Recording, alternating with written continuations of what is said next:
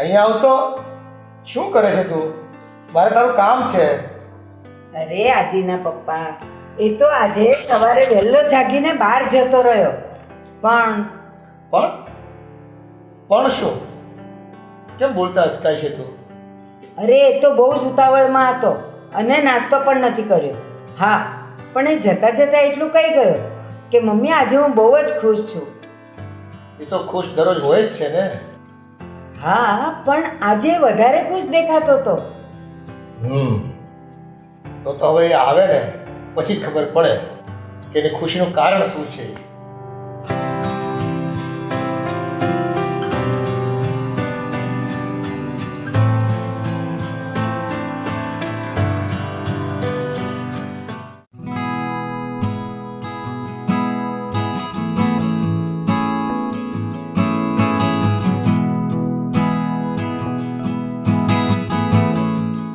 રિયા, આદિ, તારે લેટ આવવાના હતા ક્યારે જશે?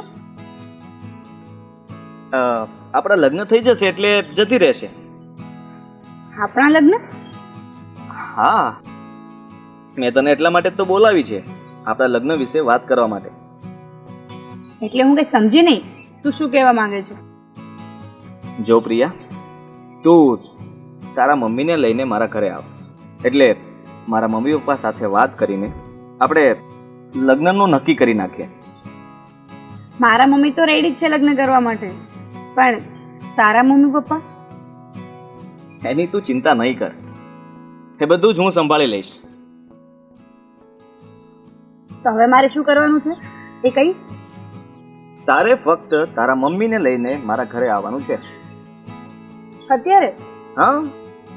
સારું, તું ઘરે જા, મમ્મી સાથે વાત કરીને એમને લઈને આવું છું. ઓકે, ચાલ, bye bye dear. Bye. Bye. આલ્યો, આવી ગયો. આવ દીકરા આવ, તારી જ વાટ જોતા હતા. બેસ મારી પાસે. અને હા, મને કે આ હવારમાં નાસ્તો કરાવ વગર તું ક્યાં નીકળી ગયો તો? પપ્પા, મારે લેટ થતું હતું એટલા માટે મેં નાસ્તો ના કર્યો. પણ હું તમને એક સરપ્રાઈઝ આપવા માંગુ છું. સરપ્રાઈઝ? હા, તમને અને મમ્મીને બંનેને સરપ્રાઈઝ આપવા માંગુ છું. હું એક છોકરીને પ્રેમ કરું છું અને એની સાથે લગ્ન કરવા માંગુ છું. કોણ છે છોકરી? પપ્પા, એ છોકરી મમ્મી, મેં તમને તો વાત કરી હતી ને? હા બેટા, તે મને વાત કરી હતી, પણ છોકરી જોવી તો પડે ને કે એને બધી રસોઈ કરતા આવડે છે કે નહીં, કેવા ઘરની છે, એના સંસ્કાર કેવા છે, એ બધું જોવું તો પડે ને બેટા. દીકરા, લગ્ન એમ ન થાય. લગ્ન માટે તો એના મમ્મી પપ્પા જોડે વાત કરવી પડે. હા, એ બધી વાત કરવા માટે જ હું ગયો હતો. એના પપ્પા તો નથી, પણ એના મમ્મી અને પ્રિયા એ બંને અહીં તમને મળવા માટે આવે છે. તમારે જે વાત કરવી હોય તે કરી લેજો. લે, આ છોકરો બહુ ફાસ્ટ નીકળો ને, એ લોકોને પણ અહીંયા બોલાવી લીધા. પણ મને એમ હતું કે તમને લોકોને મારી સરપ્રાઈઝ નહીં ગમે. અરે બેટા, એવું ક્યારેય બને કે મારો દીકરો સરપ્રાઈઝ આપે અને અમને ના ગમે? પણ એ લોકો આવશે ક્યારે? જો આવી ગયા.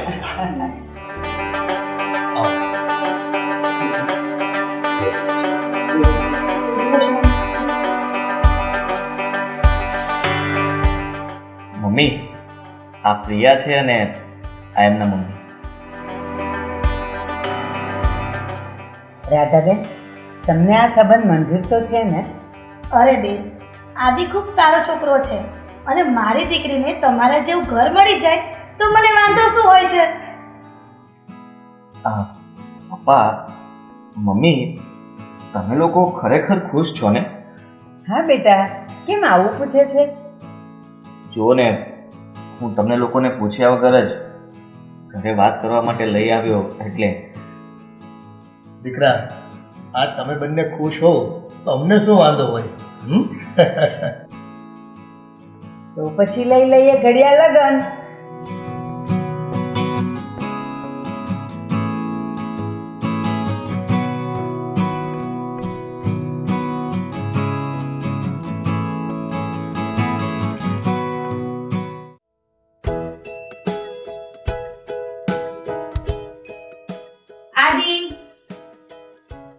આદિ ઉઠો તો હવે. આમ જો સવારના 8 વાગી જશે હમણાં. આદિ થોડી વાર સુવા દે ને. ઓફિસમાં બહુ કામ હતું, હું થાકી ગયો છું.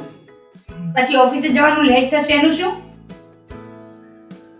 તું નાસ્તો રેડી રાખજે એટલે મારે લેટ ન થાય. થોડી વાર સુઈ લઉં. આદિ ઉઠો તો હવે. રિયા, આદિને જગાડ ને. કેટલી વાર મેં તને કીધું પણ તું મારું માનતી જ નથી. મમ્મી હું એમને જગાડું તો છું પણ એ જાગતા જ નથી.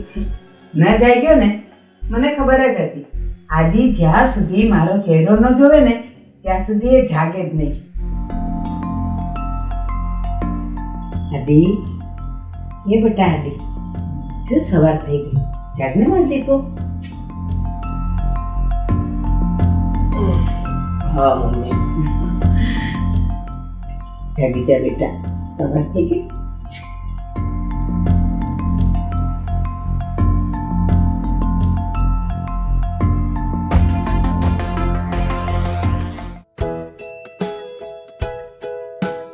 બોલો શું છે? કાલે મારે ઓફિસમાં રજા છે તો આપણે બહાર જઈએ. હા સારું. પહેલા તમે અત્યારે તૈયાર તો થઈ જાઓ. ચલો જલ્દી.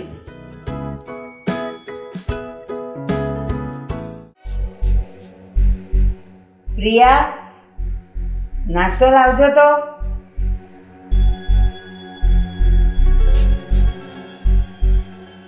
નાસ્તો હજી બાકી છે. લો આ ચા પી લો. પ્રિયા, તને કેટલી વાર કીધું કે અમને ચા નથી ભાવતી, અમારા માટે કોફી લાવ. હા, મારે ચા નથી પીવી, કોફી જ બનાવો. તમારા લોકોની આ રોજની ટકટકથી હું તો કંટાળી ગઈ છું સાવ. પ્રિયા, તને ખબર નથી પડતી કે શું બોલવું જોઈએ? તું આ ઘરની વહુ છે. આ તમે આદિને ખૂબ ગમતા હતા ને એટલે લગ્ન માટે અમે હા પાડી. અમારા દીકરાની ખુશીમાં જ અમારી ખુશી હતી ને એટલે.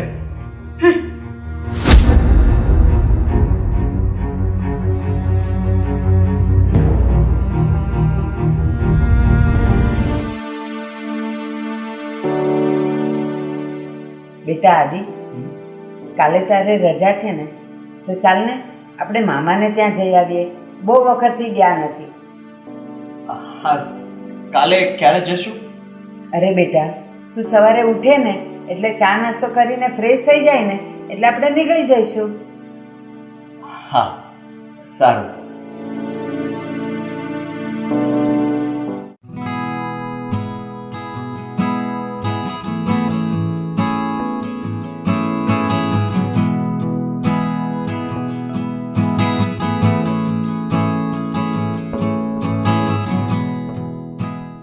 રિયા, આજે આપણે બહાર નહીં જઈ શકીએ.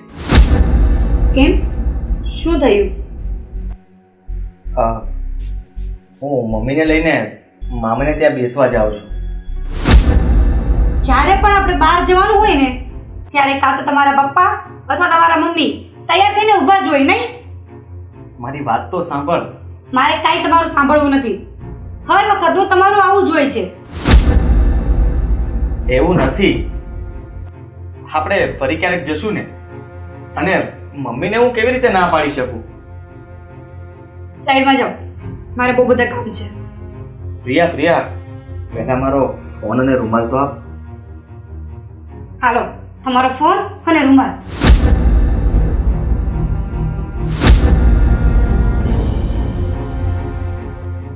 તું નારાજ થઈ ગઈ? નારાજ ના થાવ તો શું કરું? જો તું આ વાતને એટલી ગંભીર ના લે. અઠવાડિયામાં 6 દિવસ કામ કર્યા કરો. રવિવારે 1 દિવસ ફ્રી હોય એવું વિચારીએ કે આજે કંઈક બહાર જઈશું, પણ નહીં. તમને મારી સાથે બહાર આવતા શરમ આવે છે ને? એટલે જ તમે જ્યારે બહાર જવાનું થાય ને ત્યારે કોઈક ને કોઈક બહારનું કાઢીને તૈયાર ઊભા જ હોય. ના, એવું નથી. પછી આપણે જઈશું ને. પછી કરીને તમે વાત ઠાલવતા જ રહ્યો છો. જોતો હોય ને ઢાળ મળી જાય ને એના જેવું છે તમારું કામ. સાઈડમાં રહ્યો.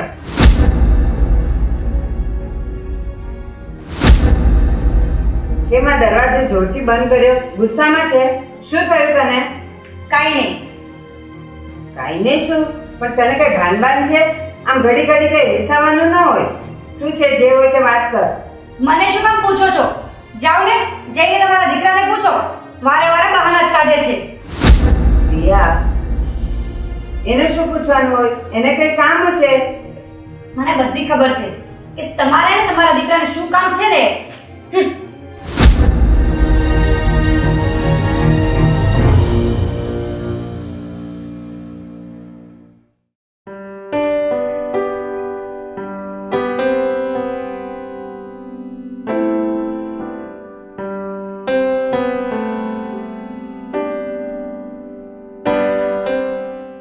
અરે મમ્મી, આવો આવો.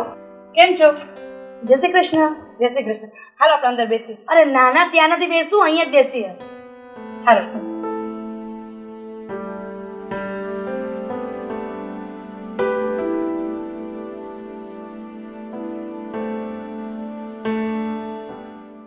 બેટા તું તો સાવ ભૂલી ગઈ હો લગ્ન પછી. કેવું ચાલે છે લગ્ન જીવન તારું? સારું ચાલે છે, પણ શું પણ? કેમ કઈ બોલતી નથી? આદિએ કઈ કીધું? તારા સાસુએ કઈ કીધું?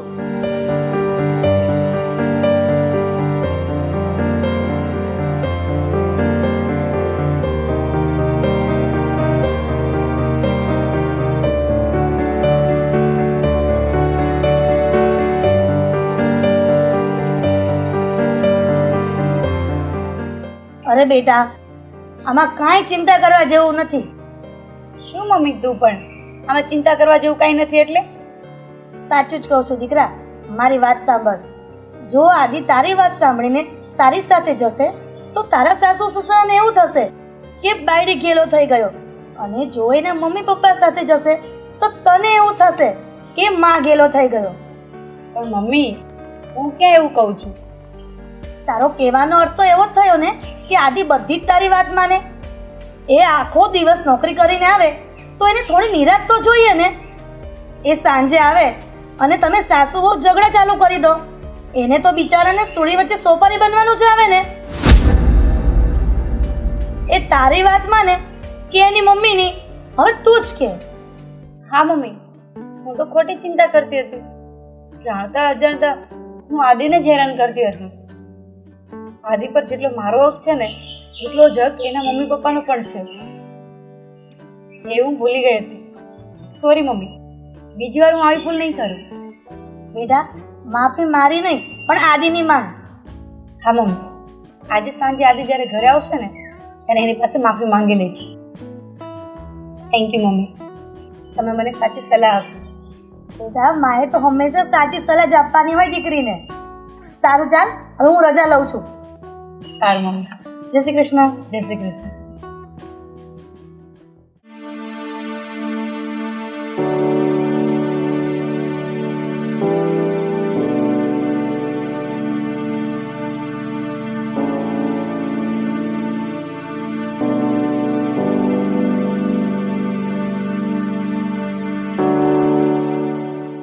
આદિ, આઈ એમ સોરી. તું મને સોરી શું કામ કહે છે? મને મારી ભૂલ સમજાઈ ગઈ છે. ઓફિસમાં તમે આખું અઠવાડિયું કામ કરો અને એક દિવસ તમારી રજા મળે ને એમાં પણ હું તમારી સાથે ઝઘડો કરું છું. અરે ગાંડી, એમાં વાંક તારો નથી, અને તારે મને સોરી કહેવાની પણ જરૂર નથી. વાંક તો મારો જ છે કે લગ્ન પછી કામના લીધે હું જ તને ટાઈમ નથી આપી શક્યો. ના, એવું ના બોલો. મને સમજાઈ ગયું છે કે પુરુષને ઘરનું અને બહારનું બધું જ સહન કરવાનું હોય છે. એમાં સાસુઓના ઝઘડામાં હંમેશા પુરુષ જ પીસાઈ જાય છે. હવે ક્યારે તમને કોઈ ફરિયાદ નહીં કરું. તું ફરિયાદ નહીં કરે તો પછી હું ઝઘડો કોની સાથે કરીશ? આદિ, શું તમે પણ હવે